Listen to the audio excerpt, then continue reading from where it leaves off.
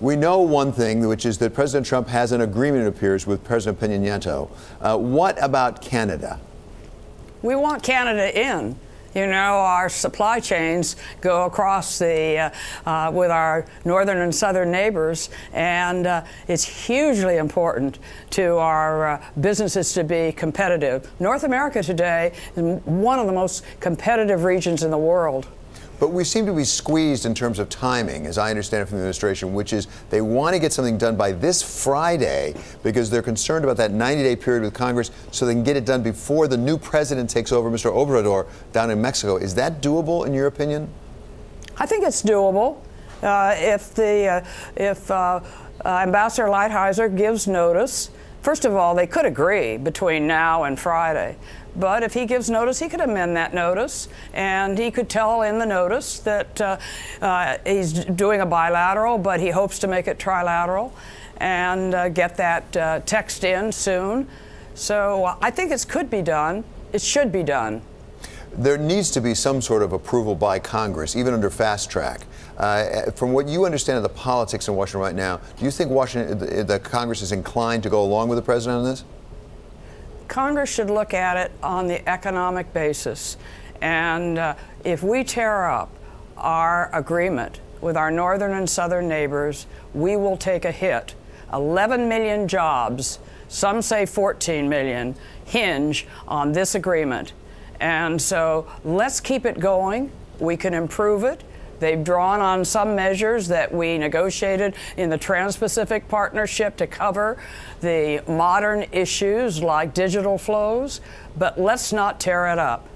Ambassador Hills, take a step back with me strategically and look at what the president may be doing, whether he set out to do it or not, which is actually getting deals with Mexico, maybe with Canada, maybe with Europe at this point, and then turning and facing China, because at the same time as he announced the deal yesterday with Mexico, the president went out of his way to say he doesn't think it's even time to start negotiating with China right now. Well, everyone has their own style of negotiation, and President Trump has one style. Previous presidents have had another style. It's important, I think, to maintain harmony, and let's see what happens. We have an opportunity to expand and to build on our North American relationships. Let's do it. And if we do that, as it appears right now we've taken a step in that direction, what sort of clout, what kind of bargaining power would be brought to bear against China if in fact Canada, Mexico, and perhaps Europe agreed with this, for example, on intellectual property issues with China? You can lead by example. When you negotiate a really good trade agreement that deals with the important issues of the day, it provides a model for the rest of the world. That's what the original Nafta did.